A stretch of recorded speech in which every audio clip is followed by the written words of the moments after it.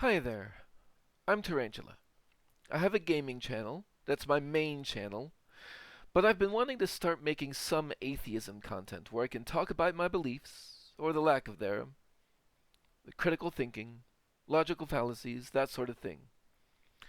I thought I would start off by telling you a little bit about myself and throw in a reaction video to one of those questions for atheists so that you could see my thinking process in action. I am 100% reading from a script here, but I wrote the script, so I think it's okay. One way that I am different from a lot of the atheist creators that I see is that I was never truly a believer. As a young child, I did go to church, but in the earliest days, I didn't even understand enough to care much about what they were teaching. And by the time I was around middle school, I recognized that the kids at church were making fun of me at about the same rate as the kids at school were. I think and feel in different ways than a lot of people do.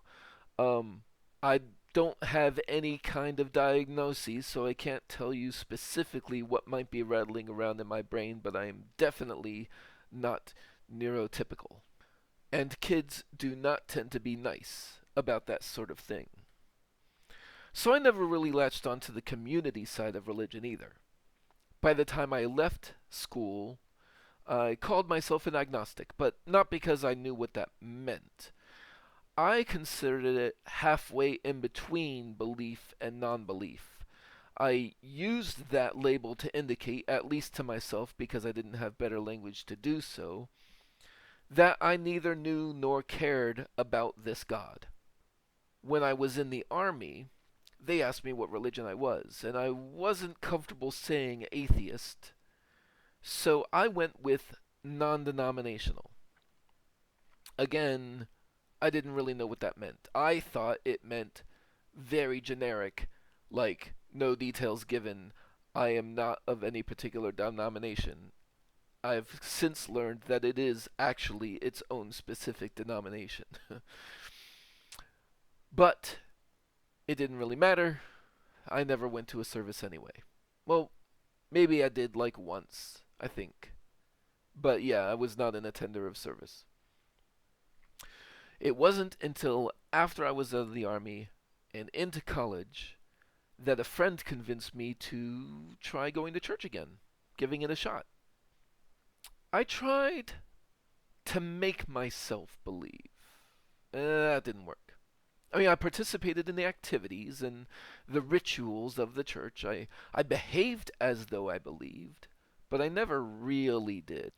I even attempted to proselytize to some of my other friends. Now, that activity I have come to regret. But finally, in an attempt to make myself believe, I read through the Bible. Like, straight through, beginning to end, whole thing. I did that twice. Now, I don't claim to be a Bible expert. I have forgotten many of the details, but I can look stuff up when it becomes relevant. But in the course of trying to strengthen my faith in this manner, what actually ended up happening was the opposite. Where I was sort of wishy washy, not committed one way or the other, the more I read of the Bible, the more questions I had about what I found, and the less I was inclined to believe it. The church did not like the questions that I had. I got a lot of hand waving, a lot of excuses, and honestly contradictory answers from them. One thing that really sticks out in my memory, they would say, God is the same yesterday, today, and forever. And then at other times they would say, don't worry about that thing that you just read. That's in the Old Testament. We don't worry about that anymore because of Jesus. Read the New Testament. Those two things in conjunction did not sit well with me. So there I am, not able to satisfy my desire to believe enough to justify maintaining that belief. And similarly to when I was younger, I never really felt like I fit in with the people. I mean, they were friendly enough, I suppose. They weren't like outright mocking me like the Sunday school kids were, at least not to my face, but I don't think they were at all. But I still just felt like an outsider. So without sufficient reason to believe, plenty of reason to not, and without even being anchored to the church by community, found myself in kind of a similar position, and eventually I just gave up trying.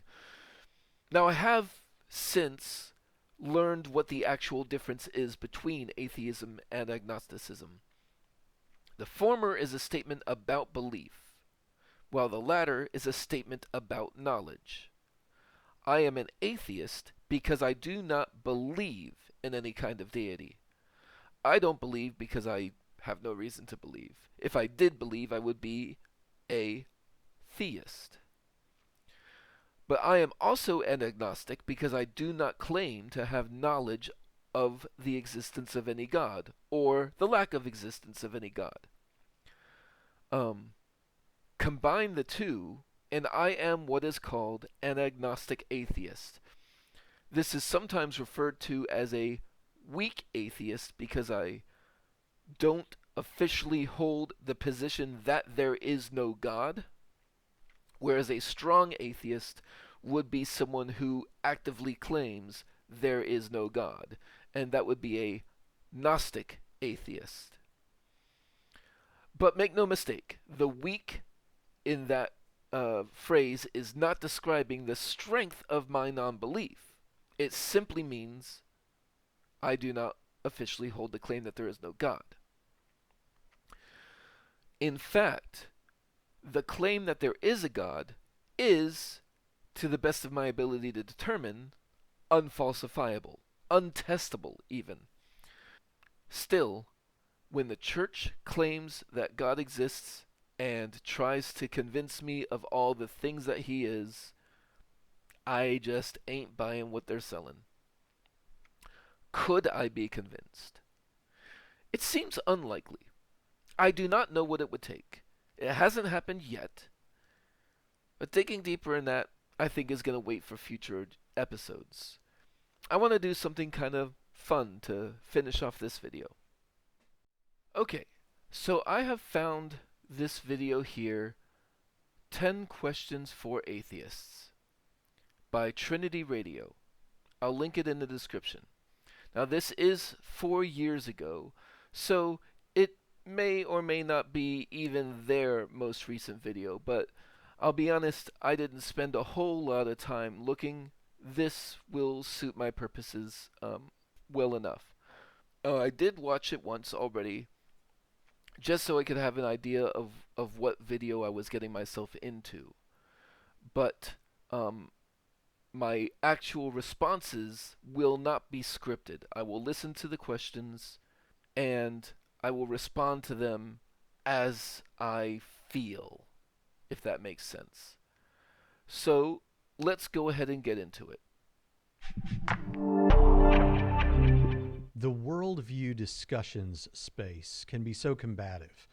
And when atheists and Christians come up with lists of questions that they don't think the other side can answer, those questions usually aren't genuine. I've never made a list like that, although I've responded to some. Here, I hope my atheist interlocutors will consider these questions deeply without giving glib answers. These aren't meant to be gotcha questions, though I'm not asking for no reason. I expect you will have answers, and I want to hear what the most sincere among you have to say. With that, here are my 10 questions for atheists.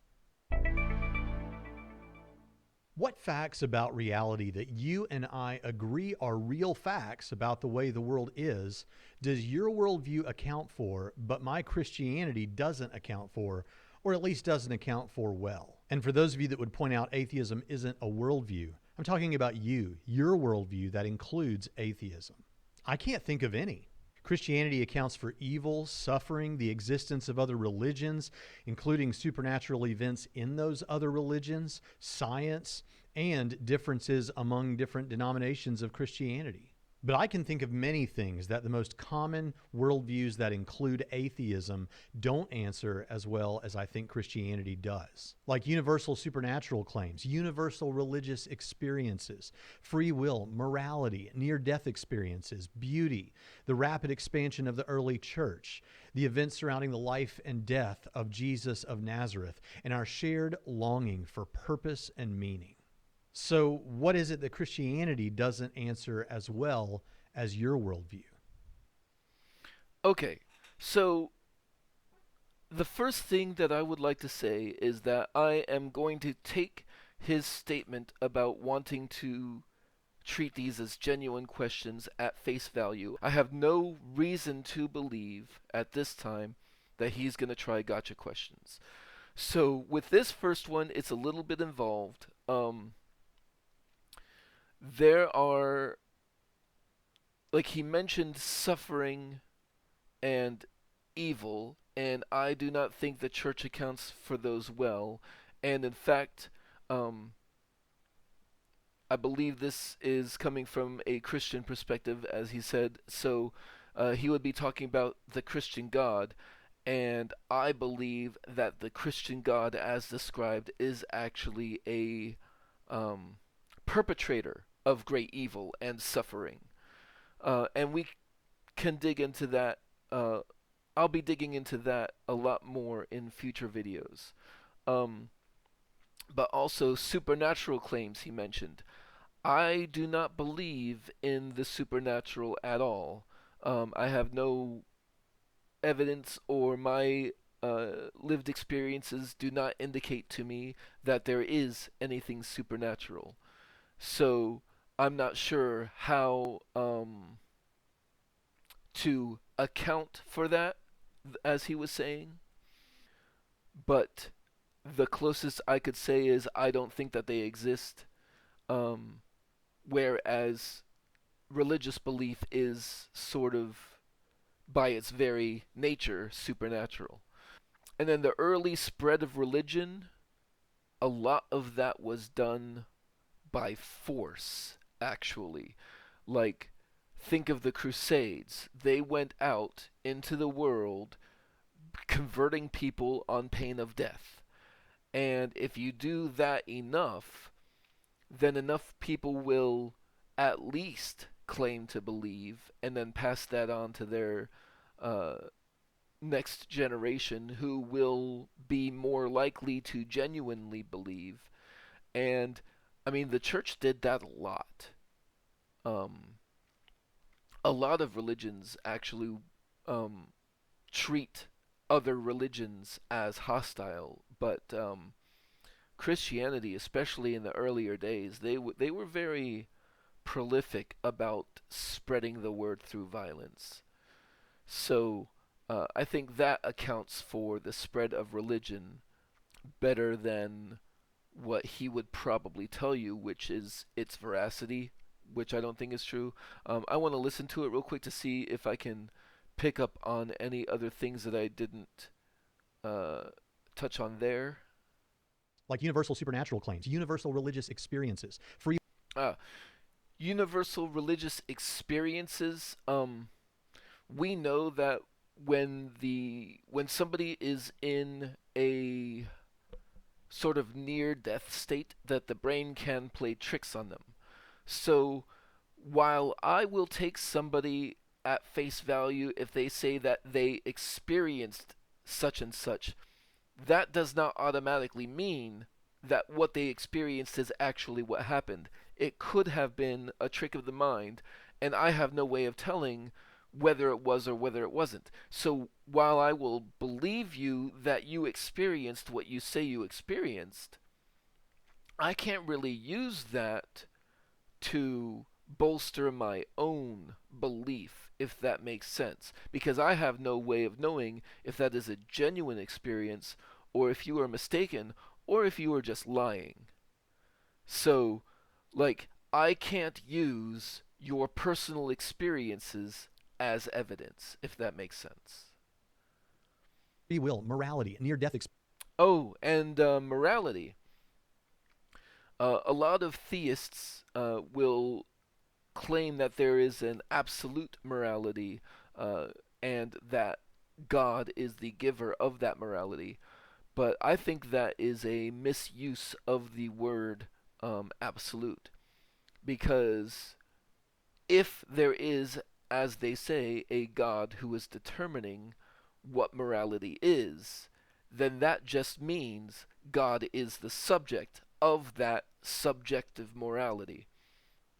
And there's a much longer discussion to be had as well there. Let me just sum up by saying that my morality, instead of coming from the commandments of a God, comes from a desire to see humankind thrive and increase well being over suffering.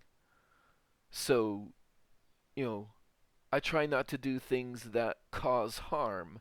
I try to do things that are helpful or kind, more or less. Uh, of course, I don't claim to be perfect in this endeavor. Experiences, beauty, the rapid expansion of the early church, the events surrounding the life and death of Jesus of Nazareth, and I blew past beauty there, and beauty I don't think is an issue. Like, that's just, I mean, our aesthetic tastes. I'm gonna find different things beautiful than what he finds, I'm sure. And I don't think that has any requirement of a God. The life and death of Jesus of Nazareth, um, it's a story in a book, as far as I'm concerned. I don't believe that it happened, which again is not the same as saying I think it didn't happen. I just have no reason to believe it. It's just a story in a book to me. our shared longing for purpose and meaning. So, what is it that Christianity doesn't answer as well as your worldview? Okay. And purpose and meaning is, I mean, that's a legit question. Uh I think people do tend to want to have purpose and meaning in their life. Um the main difference I have is I do not think that purpose is handed to you by a divine being. I think this is the only life that we have, and we have to decide what we're going to do with that life, and so we have to determine our purpose for ourselves. No thing, nobody is going to hold your hand. Alright, so let's continue on to his next question.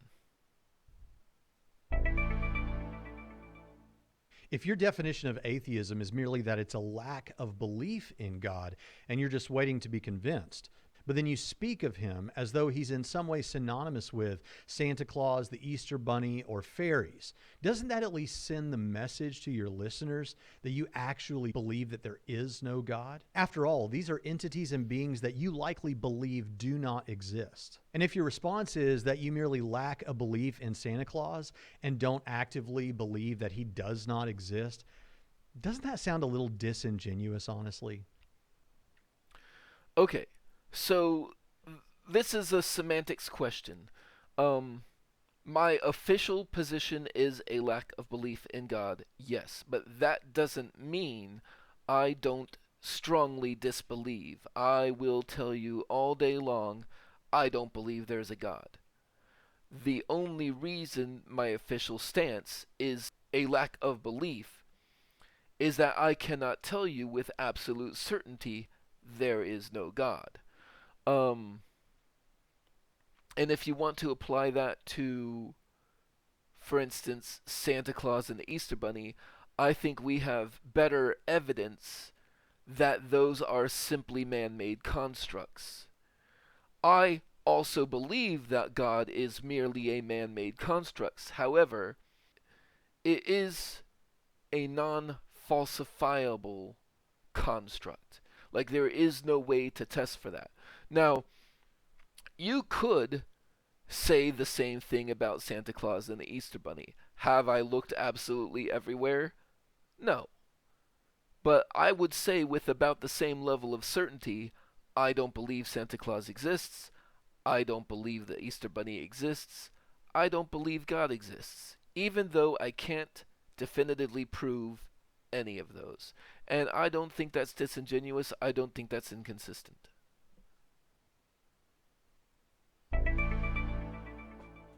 When atheism becomes a part of someone's worldview, they typically change their positions on other issues like abortion, sexual morality, and a number of other things. I actually have several videos of well-known atheists saying that there's nothing wrong with prostitution, that they hope their children don't save themselves until marriage. Okay. Um, I'm not sure if I could say that I changed my worldview to atheism. I think in my case it is more like I eventually realized that an atheist is what I am because I never truly believed. I will say I don't think that there is anything wrong with prostitution in a void. I think in America, you will see the argument that it is not safe for people to be prostitutes, and that it comes with a lot of like disease and danger. But I believe that a lot of the danger that comes with being a prostitute is because it is illegal. Because prostitution is illegal, people who are in that position who get mistreated or abused or trapped in situations that they don't want to be in are less likely to be able to find help. There are no resources for them, so they will be stuck where they are. And if they try to go to the police oftentimes will simply arrest them, which may be well worse for them than where they currently are. And certainly your mileage may vary, but if it were a legal thing, like it is in many countries in the world, they could have legal protections, they could have social protections, and they could have better health care. So it's really our society doing that to them. And as far as waiting until marriage, without a God belief telling me that I should wait until marriage, I actually think it is a terrible idea to wait until marriage. Imagine getting married to somebody and only then finding out that sex with that person is absolutely awful. Now, yes, that could be worked on, but like that's really not when you want to find that out. If two people are simply not sexually compatible, you should really know that before you attach your lives to each other. Let's continue. And that sex workers should be put up on a pedestal no different than the military. I wouldn't say on a pedestal. I would say they should be afforded the same rights as any other job. I didn't use those here because I didn't want to seem combative to individuals. Except you did mention all of those things there, and I responded to them. But let's believe him that he's not trying to be combative. I mean, he holds his views, and I hold mine. Specifically the individuals who made those statements. But even if you didn't become an atheist just so you could sin, I wouldn't say that I became an atheist just so I could sin. Again, I wouldn't say that I became an atheist at all. But let's be honest, it does amuse me to participate in activities that theists call sinning, largely in part that it annoys them. Like there is a bit of that trolling behavior. But there are plenty of things that you can do that are sinning that are still ethical. As long as I'm not causing harm to other people or making the world a worse place, sin is largely meaningless because, in my worldview, there is no God to affront. and I believe you. Do you at least understand why those moves could send that message to people who might say that to you? I do understand why people with more conservative worldviews could look at those things and say that they are bad. I think they are wrong, but also I do recognize that my tendency to want to troll people may not always be helpful. If it's a lack of belief sort of atheism, what is it? Is it 50-50, 60-40, 75-25? And at what point do you feel disingenuous saying that you merely lack a belief as opposed to leaning towards, I believe that God does not exist? I would say it is asymptotically zero. Uh, and I hold the position that I do not believe in a God. And the only reason I do not make the active claim, there is no God, is because I have no way to assert that knowledge. I don't have that knowledge. There could, I suppose, be something out there that is what we would qualify as a God. But certainly I don't think that there is. And if we're talking colloquially, I will simply say I don't believe in God. And I won't feel the need to expand on that unless the discussion turns towards the more semantic.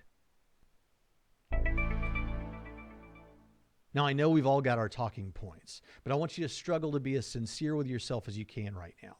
Doesn't it bother you a little bit that when we come to talk about the origins of the universe, and if there's a multiverse, the origin of that too, that the only real options you've got besides God is a past infinite universe, which is impossible? Okay, first off, I am not sure that I believe that a past infinite universe is impossible. Um, I'm not an expert in that. And I don't claim to know how the universe started. The main difference is I don't believe that he knows how the universe started either. But he will probably insert God into that into that spot. It doesn't bother me because I am comfortable simply saying I don't know. I don't need to insert a made up answer where I do not have an answer. Or the universe coming to exist uncaused out of nothing, or something far less clear than even those? And so he listed a couple of finite choices and then sort of a catch all, something even less clear than all of those.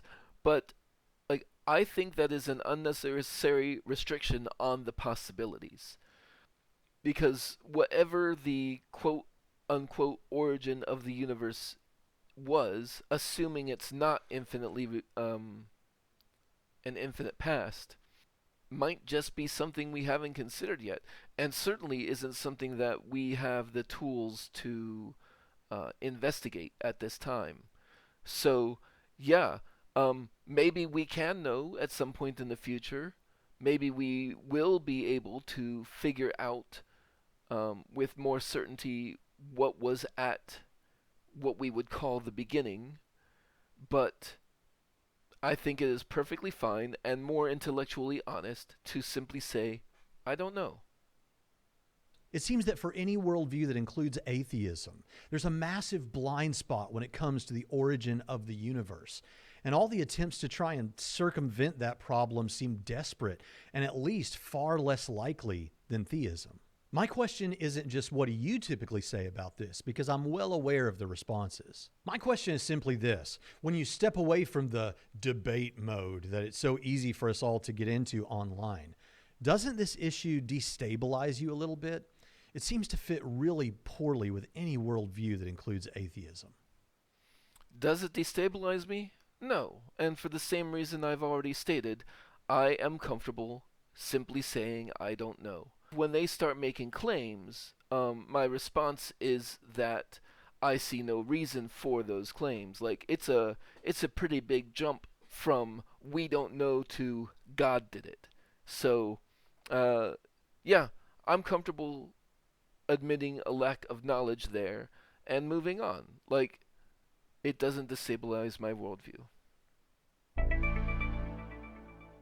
Of the arguments for God's existence, is there one that to you seems more interesting than the rest? Is there one that for you actually does weigh in favor of theism? Which one? Um, I wouldn't say that there are any that weigh in favor of theism. Uh, I think the one that is called Pascal's wager is the one that is most interesting to me. Um, it is usually stated as uh, a simple 4x4 matrix where you have God is real, yes or no, and do you believe, yes or no. And if God is real and you believe it, you get to go to heaven. If God is real and you don't believe it, you go to hell. If God isn't real, then whether or not you believe it, nothing happens. And then the argument is made, you may as well behave as though God is real so that you can go to heaven, avoid hell, and if worst comes to worst, you haven't lost anything. And there are a number of problems with that. But I'll just pick one to highlight the way I think about it. It's a false dichotomy to begin with, because they will present it as either God is real or not, whereas it's really more like, does this God exist? Does this God exist? Does this God exist? Does this God exist? Does this God exist? To however many gods there are, which is an awful lot of them, or are none of them real at the very end? And like, even if you are going to pick a god to believe in, like, there are multiple ones that say if you don't believe in that one, you are going to their version of hell. So just trying to pick out which one would be correct, I mean, you're not very likely to do it. They couldn't all be right, but they could all be wrong. And I don't think there's a compelling argument for any of them. Most atheists I've met humbly admit that they don't think they can have absolute certainty about much of anything. But what they want from the Christian is a demonstration that God exists or that Christianity is true. Well, when we offer the reasons to believe that we do have, those are typically deemed not good enough. So what sort of evidence, if any, would be enough to convince you? Do you know? And since it's often a conversation stopper, let's take experimental reproducibility off the table, since that's not even always necessary for science. I find that most people that I've heard of who express their reason to believe, either it is based off of an emotional reaction or a personal experience or something that I have no way of verifying, um, and is not something that they can demonstrate outside the self. He wants to take reproducibility off the table. I can understand why he would want to take that off the table, but it sure would go a long way towards being considered evidence if there were something that could be reproduced. But sure, let's leave that one behind. What would it take for me to be convinced? I don't know. I don't know what it would take for me to be convinced. And I don't think there's any way for me to know until I actually see or hear it. But what I will say is if there is a God, and if this God does, as theists like to often propose, is in fact omniscient, then the scope of knowledge that that God has would include exactly what it would take to convince me. So, I currently hold that if there were a God who was interested in my belief, then I would believe. To what extent did social and moral issues start you down the path toward your atheism? That is to say, the typical Christian or religious views on sexuality, gender, rights, and acts and commands of God in the Old Testament. It seems that many deconversion stories online begin with, or at least include, LGBT issues, purity culture, or hell as instrumental in the deconversion process. It strikes me that what should matter most is the truth and not what we might prefer that the truth were. I honestly wonder how much those issues and ones like them motivate the deconversion rather than all this talk about evidence. Well, my answer to this, because I did not experience a deconversion in the same way that a lot of people did, because again, I never truly believed for myself. That being said, a lot of the things that he listed I do find to be awful and vile, and are very good reasons to leave the church, whether or not you leave your belief. Like, I think the God as described in the Bible is an absolute monster, and even if I were convinced that that God is true, I would not worship it. Can you name the last 3 academic books you read by theists on the subject? How long ago did you read them? Or is most of your understanding of apologetics and atheism from non-scholarly internet sources, pop-level books, and, let's face it, YouTube videos? And be honest with yourself about this. Anyone can Google up a list of books and paste them in the comments section. But I want to know, are you getting the best from the other side? Well, I have not read scholarly material regarding theism. I have not taken any kind of courses. I do not claim to be an expert. Um, I was very wishy washy, not committing one way or the other, until I read the Bible. I read the Bible itself, looking for reasons to believe, and found the opposite. Um, and if you are wondering what I found there, that made me solidify non-belief, I encourage you to read the Bible yourself. Really dig into it and look at what you find. It has been said that reading the Bible is the fastest path to atheism, and I believe it. There is some stuff in there that your pastor has not told you about. I guarantee it.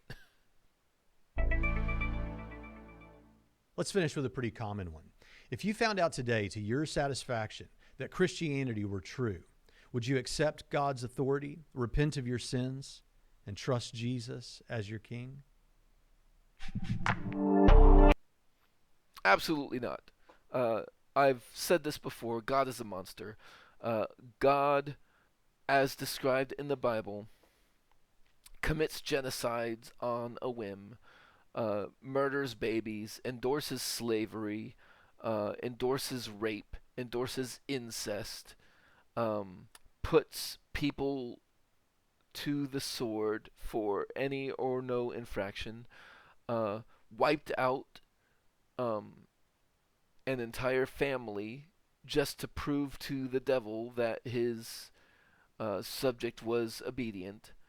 And a lot of these issues will be dug into in more detail in future videos, but there's there is so much wretchedness in the God of the Bible. If I were to find out that that God was real, I would be terrified, but I would not bend the knee. Or at least I would like to think that I would not be cowardly enough to bend the knee. Mm. Fuck that God. And on that note, I hope you have a good day.